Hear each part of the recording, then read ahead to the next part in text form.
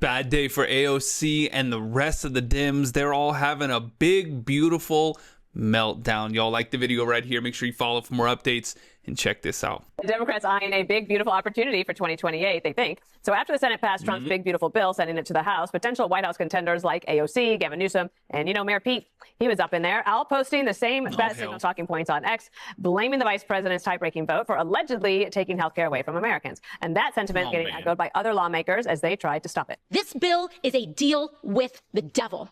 I am shaking with fury over what just happened. Vote no if it's a big bill. This bill is trickle-down cruelty, and people will die because of it. What? Hell no one believes you. Against this one big, ugly bill. The occupant of the Oval Office, this fascist, dictator, white supremacist in chief, that was Joe Biden. Is equal opportunity harm. That was And Joe check Biden. out these Democrat doctors dressed up in white lab coats parked outside Speaker Mike Johnson's office, but it looks like nobody was paying them any attention. Wow. Greg, when you say all of those things, where do you go from here? What else is there to say? They really are the human version of hysterical tweets. Like, we make fun of people. Oh, I'm shaking. I'm literally shaking. You should see a doctor about that.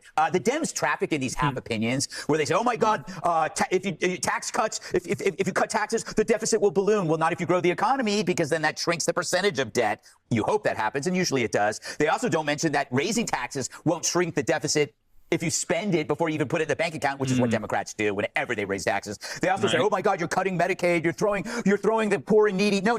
These are young, able-bodied people and illegals. This isn't a free buffet for people who can pay for it. So enough with that.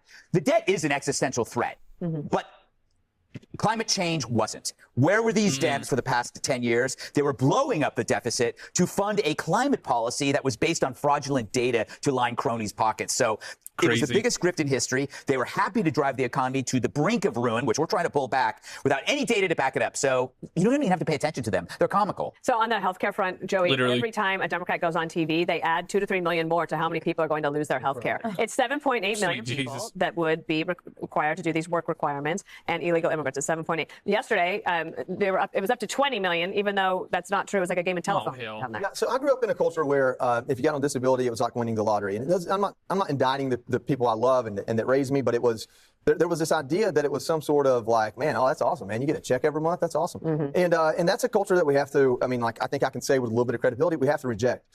The sentence was, I'm not going to cut Medicare, Medicaid, Medicare.